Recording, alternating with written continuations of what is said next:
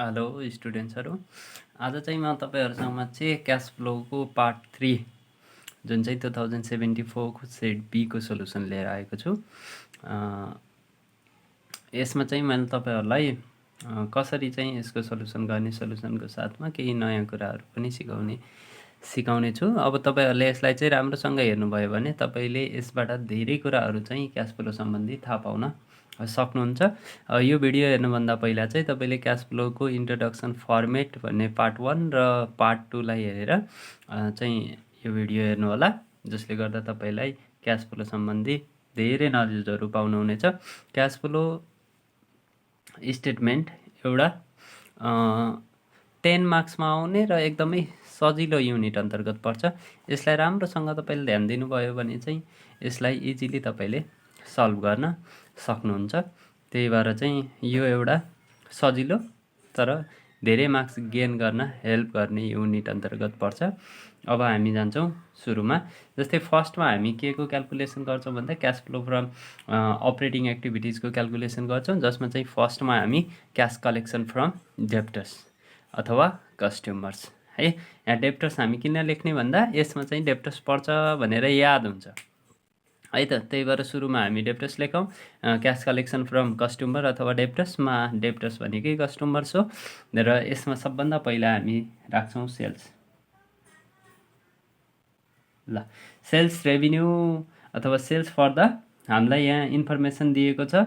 जस्तै हामीलाई माथि ब्यालेन्स सिट दियो 71, 72 अनि ब्यालेन्स सिटमा चाहिँ 71 भनेको हाम्रो प्रिभियस इयर हो भने करेन्ट इयर भनेको चाहिँ 2072 हो। हामी क्यास फ्लो पनि बनाइरहेछौँ 2072 को है त। अब त्यसैलाई ध्यान दिएर हामी बनाउँदैछौँ भने जस्तै हामीलाई सेल्स दियो 2072 को कति 10 लाख, त सेल्सलाई हामी जहिले पनि पोजिटिभ ब्यालेन्समा राख्छौँ। यो हाम्रो आयो 10 लाख। ठिक छ, यो आइसकेपछि तपाईँहरूको अर्को कुरा यसमा ध्यान दिनुपर्ने भनेको के हो त डेप्टर्स है। त डेप्टर्स भनेको हेर्नुभयो भने डेप्टर्सभित्र account receivable, bills receivable, notes receivable र डेप्टर्स यति कुराहरू पर्छ। डेप्टर्स हेर्नुभयो भने पहिलाबाट अहिले हेर्नुभयो भने 71बाट 72मा जाँदा डेप्टर्स बढेको पाइयो।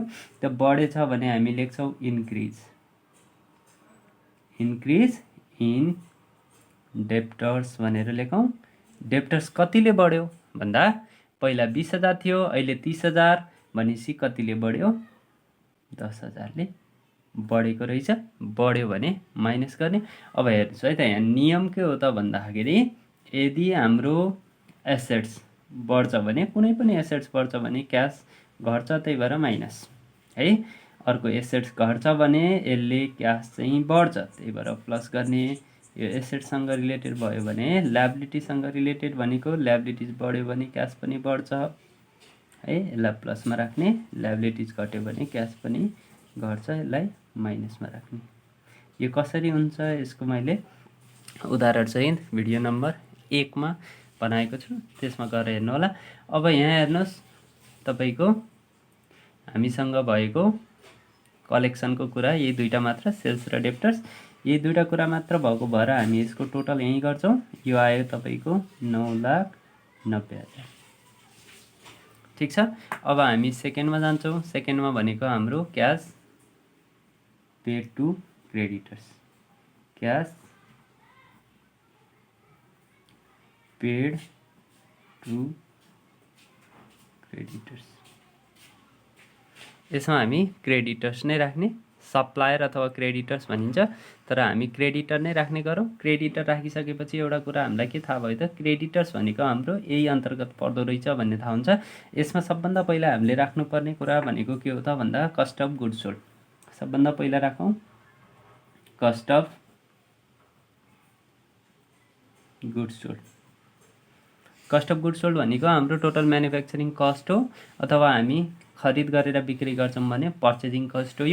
यो भनेको खर्च हो, त्यही भएर यसलाई सधैँ हामी माइनसमा राखौँ है त। यसलाई हामी सधैँ केमा राखौँ माइनसमा राखौँ। अब यसभित्र अर्को कुरा के जान्छ भन्दा क्रेडिटर्स जान्छ। क्रेडिटर्स भनेको तपाईँलाई ब्यालेन्स सिटको ल्याबिलिटी साइडमा दिएछ हेर्नु त। ल्याबिलिटी साइडमा हेर्नुभयो भने तपाईँको क्रेडिटर्स भनेको के भइरहेछ, 1,20,000बाट 1,50,000 भएछ, 30,000ले बढिरहेछ। भनेपछि यसलाई लेख्नुहोस् इन्क्रिज इन क्रेडिटर्स। क्रेडिटर्स बढिरहेछ। क्रेडिटर भनेको ल्याबिलिटी बढ्यो भने क्यास पनि बढ्छ। त कतिले बढ्यो, 30,000ले। क्यास बढ्यो भने हामी त्यसलाई केमा राख्छौँ, प्लसमा राख्छौँ। अर्को यसमा ध्यान दिनुपर्ने कुरा के हो त भन्दा क्यास पेड टु क्रेडिटर्समा हामी अर्को राख्छौँ इन्भेन्ट्री, जसलाई स्टक इन्भेन्ट्री अथवा क्लोजिङ स्टक भनेर क्वेसनले दिएको हुन्छ। इन्भेन्ट्री हेर्नुभयो भने 1,00,000बाट 60,000 भएछ, जुन चाहिँ हाम्रो डिक्रिज भएछ। Decrease in inventory. इन्भेन्ट्रिज के भएछ, डिक्रिज भएछ है त। त डिक्रिज भयो भने, एसेट्स डिक्रिज भयो भने हाम्रो के हुन्छ, क्यास बढ्छ, जसलाई हामी प्लसमा राख्छौँ। स्टक हेर्नु भने 1,00,000बाट 60,000 भएछ भनेपछि 40,000ले हाम्रो के भइरहेछ त, स्टक घटेछ, जसले गर्दा क्यास बढ्यो। भनेपछि टोटल हाम्रो 70,000 रुपियाँले के भएछ त, 70,000 प्लस आयो भने हाम्रो 7,05,000 माइनस 70,000 गरौँ, 70,000 तपाईँको यो गरियो भने हाम्रो के आउँछ त, 6,35,000 हाम्रो नेगेटिभ ब्यालेन्स आयो। 6,35,000 हाम्रो क्यास पेड टु क्रेडिटर्स हाम्रो स्टेप सेकेन्ड पनि भइयो। अब हामी जान्छौँ स्टेप थर्डमा। स्टेप थर्डमा चाहिँ हामी के देखाउँछौँ भन्दा, स्टेप थर्डमा हामी देखाउँछौँ cash paid to employee and others. यसमा चाहिँ हामी अपरेटिङ एक्सपेन्सेस र ब्यालेन्स सिटमा दिएका प्रिपेड तथा आउटस्ट्यान्डिङ एक्सपेन्सेसलाई हामी यो भित्र देखाउँछौँ। सबभन्दा पहिला हेरौँ त, अपरेटिङ एक्सपेन्सेस भनेको 2,25,000 छ। सबभन्दा पहिला त्यसलाई देखाउँ, अपरेटिङ एक्सपेन्सेस। अपरेटिङ एक्सपेन्सेस भनेको तपाईँलाई दिएको छ 2,25,000 है। 2,25,000 तपाईँलाई अपरेटिङ एक्सपेन्सेस दियो। अब तपाईँलाई ब्यालेन्स सिटमा प्रिपेड तथा आउटस्ट्यान्डिङ एक्सपेन्सेसहरू दिएको छ भने तिनीहरूलाई नि यसमा देखाउनु पर्यो। जस्तै प्रिपेड हेर्नुभयो भने तपाईँको ब्यालेन्स सिटको एसेट साइडमा छ, पहिला 5,000 थियो, अहिले 10,000 छ भनेपछि इन्क्रिज भयो। त यसलाई लेख्नुहोस् increase in prepaid expenses. Prepaid expenses के भएको रहेछ, बढिरहेको रहेछ। प्रिपेड भनेको 5,000ले बढ्यो भन्यो। यो भनेको के हो त, प्रिपेड एक्सपेन्सेस भनेको एसेट्स हो। तपाईँलाई सिम्पल्ली थाहा, ब्यालेन्स सिटको एसेट साइडमा दिएछ, त्यो एसेट्सै हो होइन। त बढ्यो भने क्यास हाम्रो नेगेटिभ हुन्छ, माइनसमा राखिदिनुहोस्। अर्को छ एक्सपेन्सेस ड्यू भनेको आउटस्ट्यान्डिङ हो, यो चाहिँ घटिरहेछ। Decrease in expenses due. Expenses due के भनेछ, घटेछ। पहिला 10,000 थियो, अहिले 5,000 छ। हेर्नु त, ल्याबिलिटी घट्यो भने क्यास माइनस हुन्छ। ल 5,000ले घट्यो, यसलाई माइनस गर्नुहोस्। भनेपछि यो टोटल गर्नुभयो भने 10,000 थप्यो, टोटल आयो 2,35,000 हाम्रो केमा आयो त, माइनसमा आयो है।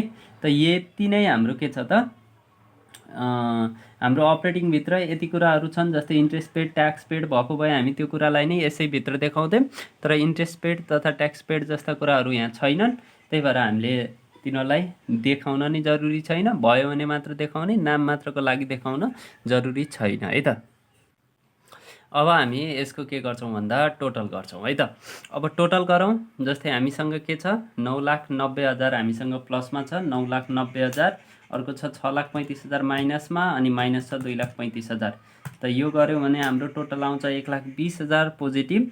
कति आयो, 1,20,000 हाम्रो के आयो त, पोजिटिभ ब्यालेन्स आयो। जसलाई चाहिँ हामीले 1,20,000 जुन आयो त्यसलाई हामी यहाँ ए नम्बर दिएर लेख्छौँ। ए नम्बर दिएर यसलाई के लेखौँ भन्दा net cash flow from operating activities. है त। यसलाई हामी लेख्यौँ net cash flow from operating activities. अपरेटिङको नेट हाम्रो आयो 1,20,000, यो 1,20,000 हाम्रो अपरेटिङको नेट आयो। अब हामी सेकेन्डमा जान्छौँ जसमा चाहिँ हामी cash flow from investing activities हेर्छौँ। इन्भेस्टिङमा हामीले हेर्ने भनेको के हो त, फिक्स एसेट्स र इन्भेस्टमेन्ट, यो दुईवटा कुरालाई हामी के गर्छौँ यसभित्र हेर्ने गर्छौँ, फिक्स एसेट्स र इन्भेस्टमेन्ट। भने अपरेटिङमा हामीले हेर्ने भनेको current assets, current liabilities, all incomes and expenses. यति कुरालाई नछोडिकन हामी अपरेटिङमा देखाउँछौँ। इन्भेस्टिङमा हामी फिक्स एसेट र इन्भेस्टमेन्टलाई नछोडिकन हामी यसमा देखाउँछौँ है त। अब यसमा चाहिँ फिक्स एसेट्सहरू के छ, इन्भेस्टमेन्ट छ कि नै हेर्ने। जस्तै फिक्स एसेट्स हेर्नुभयो भने हामीसँग दुईवटा फिक्स एसेट्स रहेछ क्वेसनमा, मेसिनरी र फर्निचर गरेर दुईवटा फिक्स एसेट्स हामीलाई दिएको छ है त। अब मेसिनरी हेर्नुभयो भने मेसिनरी 5 लाखबाट 6,50,000 भएको छ। तर मेसिनरीको बारेमा एडिसनल इन्फर्मेसन दिएको छ। के भनेछ भने पर्चेज अफ मेसिनरी 1,20,000। अनि त्यहाँबाट फर्निचर हेर्नु भने 75बाट 50 भएको छ। अनि माथि तलपट्टि आएर हेर्नुभयो भने सेल्स अफ फर्निचर रुपिज 20,000 दिएको छ। यसरी एडिसनल इन्फर्मेसनमा तपाईँलाई दिएछ भने तपाईँले आफूले केही गर्नु पर्दैन, जे कुरा दिएछ त्यही लेखिदिनुहोस्। जस्तै मेसिनरीको कुरा हेर्नुभयो भने क्वेसनले आफै भनेछ purchase of machinery purchase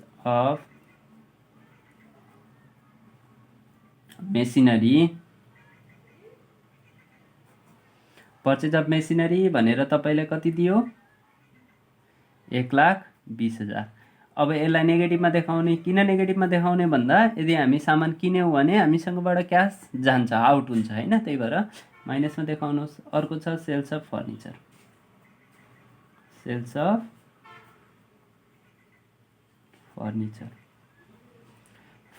sales गरियो भने छ हामीले सामान बिक्री गर्यौँ भने पैसा आउँछ, त्यही भएर यसमा हामीले यसलाई पोजिटिभमा देखाउने है त। यो यसको क्यालकुलेसन गर्नुभयो भने के आउँछ, 1,20,000बाट यो माइनस भयो, यो प्लस भयो, घट्छ। त घटिसकेपछि हाम्रो आउने भयो कति, 1 लाख नेगेटिभमा है। यो 1 लाख हाम्रो के आयो, नेगेटिभ ब्यालेन्स आयो। र यसलाई हामी के भनेर लेख्छौँ भन्दा यसलाई भन्छौँ net cash flow from investing activities, जसलाई चाहिँ हामी 2 नम्बर दिन्छौँ र लेख्छौँ यसलाई net cash flow from investing activities.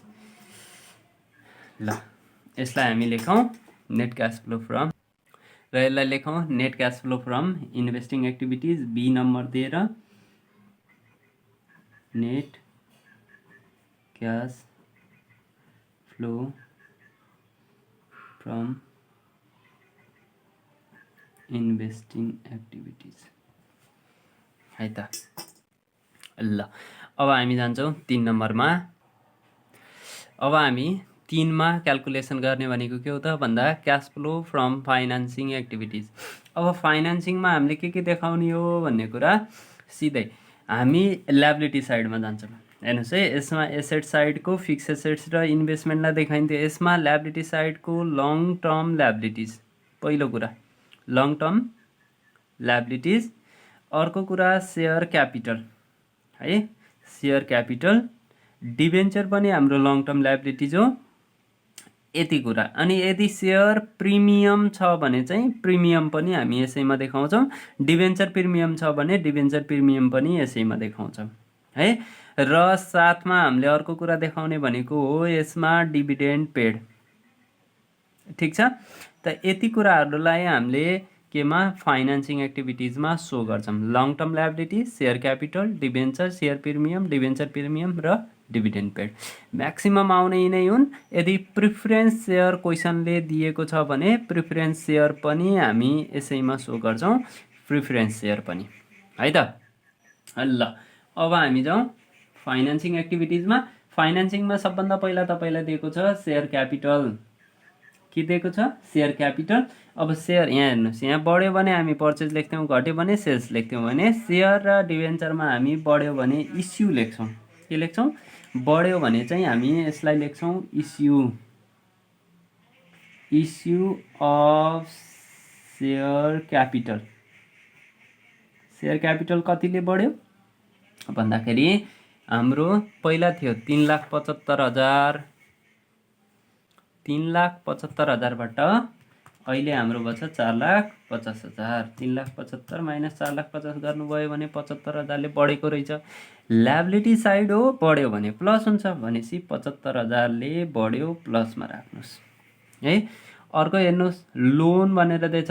Loan पनि हाम्रो पहिला 1,00,000 थियो अहिले 60,000 छ घट्यो भनेपछि लोन हाम्रो के भएछ त तिरे रहेछौँ भनेपछि लेख्नुहोस् रिपेड लोन। लोन हामीले के गरिएछ तिरिएछ। पहिला कति थियो 1,00,000 अहिले 60,000 भयो भनेपछि हाम्रो कतिले घट्यो भन्दा 40,000ले घट्यो। ल्याबिलिटिज हो माइनस गर्नुहोस् है। अब तपाईँ एडिसनल इन्फर्मेसनमा गएर हेर्नुहोस् डिभिडेन्ड पेड छ कि नै। डिभिडेन्ड पेड छ होइन त डिभिडेन्ड पेड भनेर लेख्नुहोस् डिभिडेन्ड पेड है। त डिभिडेन्ड पेड हेर्नुभयो भने कति छ 45,000। हामीले 45,000 रुपियाँ डिभिडेन्ड यो वर्ष दिए रहेछौँ। डिभिडेन्ड क्यासको रूपमा दियो कति 45,000 भनेपछि हामीसँगबाट 45,000 गयो। हामीसँग 75,000 इस्यु अफ सेयरको थियो 40,000 हामीले लोन तिर्यौँ 45,000 डिभिडेन्ड तिर्यौँ भनेपछि फाइनेन्सिङ एक्टिभिटिजमा हेर्नुभयो भने हाम्रो टोटल ब्यालेन्स आयो नेगेटिभ 10,000 है। ल यो आएकोलाई हामीले के भन्यौँ त net cash flow from financing activities. यो आएकोलाई हामी भन्छौँ नेट, जसलाई हामी सी नम्बर दिएर भनौँ net cash flow from financing activities है। अब हामी यो तीनटाकोबाट समग्र एउटा निकाल्छौँ जसलाई नेट क्यास फ्लो भनिन्छ। नेट क्यास फ्लो भनेको ए प्लस बी प्लस सी है। त हाम्रो ए भनेको 1,20,000 छ, बी भनेको 10,000 1,00,000 छ नेगेटिभमा भनेपछि योबाट यो घट्यो भनेपछि आयो 20,000। यो पनि नेगेटिभमा छ भनेपछि यो पनि घट्यो 20,000बाट 10,000 घट्यो हाम्रो आयो टोटल 10,000 नेट क्यास फ्लो। यसमा एड गर्नुहोस् opening cash balance. Opening cash balance भनेको ब्यालेन्स सिटको एसेट्समा 2071मा दिएको ब्यालेन्सलाई हामीले क्यास ब्यालेन्सलाई हामीले के भनिन्छ त ओपनिङ क्यास। 71को ब्यालेन्स सिटमा दिएको क्यास ब्यालेन्स है त। अब यो गर्नुभयो भने तपाईँको लास्टमा आउनेलाई हामी भन्छौँ क्लोजिङ क्यास ब्यालेन्स है। त यो क्लोजिङ क्यास ब्यालेन्स भनेको कति आयो 90,000 जुन चाहिँ तपाईँको 2072को क्यास ब्यालेन्ससँग जहिले नि बराबर हुनुपर्छ बल्ल हाम्रो क्यास फ्लो मिलेको भन्ने पाइन्छ है। त यो हाम्रो 2072को क्यास ब्यालेन्स हेर्नुभयो भने 90,000 नै छ हो कि नै भनेपछि यो हाम्रो क्यालकुलेसन सही भयो। यसरी तपाईँले गर्नुभयो भने यसबाट 10 मार्क्स चाहिँ गेन गर्न सक्नुहुन्छ।